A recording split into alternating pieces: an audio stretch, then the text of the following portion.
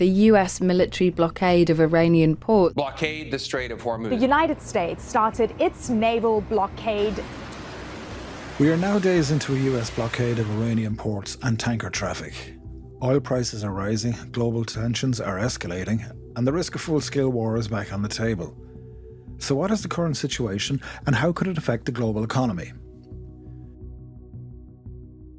The US has begun blocking maritime traffic to and from Iranian ports. While ships can still pass through the Strait of Hormuz, Iran had already restricted access there following US-Israeli strikes. Now the US is stepping in by using its navy to control who can trade with Iran. The goal is to cut off Iran's oil revenue and pressure them into a deal. This comes after recent failed peace talks in Islamabad and despite a temporary 2-week ceasefire. Iran has responded by calling the blockade piracy, threatening to retaliate by targeting ports in the Gulf states. There are two major risks here. Oil and gas prices could surge again. The ceasefire could collapse, triggering a full-scale war. And if that happens, it won't just involve Iran and the US. It could impact the entire Gulf region, including Dubai, Bahrain, Kuwait and Saudi Arabia. A naval blockade is basically a military move to stop ships from entering or leaving a country's ports. The US Navy Commander's Handbook on Naval Operations Law from 2022 defines a blockade as a belligerent operation to prevent vessels and/or aircraft of all states, enemy and neutral, from entering or exiting specified ports, airfields or coastal areas belonging to, occupied by or under the control of an enemy state. Under the laws of war, it can be legal between two fighting nations. But here's the issue. There has been no official declaration of war by the US, so the current conflict falls under the War Powers Act, which creates a bit of a grey area. The International Maritime Organization says no country has the right to block international waterways like the Strait of Hormuz. In a recent statement, the International Maritime Organization Secretary General Arsenio Dominguez said, "I do understand that there is a conflict going on there, but there is still no legal basis in international law to take any actions to block any strait used for international navigation." The blockade isn't right on Iran's coastline. That would be too dangerous. Instead, US forces are focusing on the Gulf of Oman, a key global oil transit route. Using satellites and intelligence, they track when ships are leaving Iran and then intercept them in open waters. US Central Command has said more than 12 warships and 100 fighter and surveillance aircraft are involved in the blockade.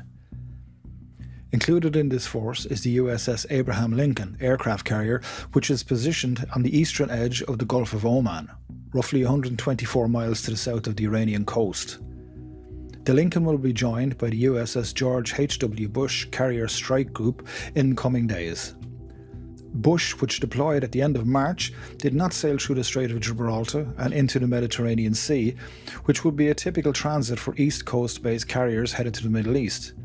The carrier group is instead sailing around Africa in order to avoid transiting the Red Sea and the Bab el-Mandeb Strait, which were both hubs of activity for the Houthis in their drone and missile attacks on US and commercial shipping in 2024 and 2025.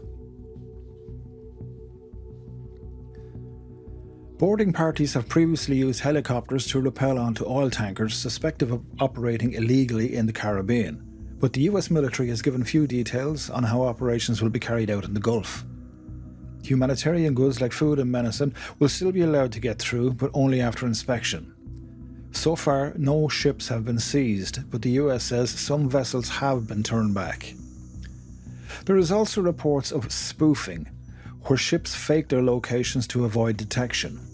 This is where a vessel deliberately transmits false or misleading automatic identification system data to conceal its true identity, location or behaviour. It is also expected that the US will start removing naval mines it claims Iran placed in the strait. This is where things get serious.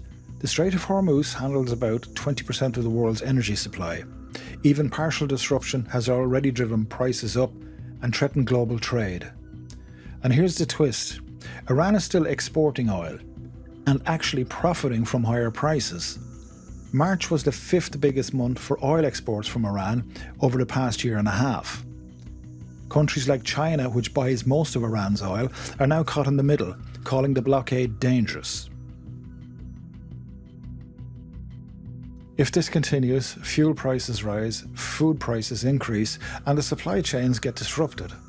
Even materials like aluminium and fertilizer ingredients could be affected. The International Monetary Fund warned on Tuesday that the global economy was at risk of recession if the war continued and high energy prices persisted. Inside Iran, the risks are also growing. The country relies heavily on imports like grain and wheat. A prolonged blockade could lead to food shortages, economic instability and civilian hardship. Normally about 3,000 ships per month pass through this narrow waterway. But during recent fighting, that number dropped to just a handful a day. And as of Tuesday the 14th, traffic in the Strait has virtually collapsed as a result of rising tensions. This has already caused fuel shortages in Asia, with governments cutting back on working hours and universities closing earlier, all just to conserve some energy. So where does this go next? Will the blockade force Iran into negotiations, or will it push the region and the world into a wider war? One thing is certain, what happens in this narrow stretch of water will impact the entire global economy. If you found this breakdown helpful, hit like and subscribe, and I will see you in the next one.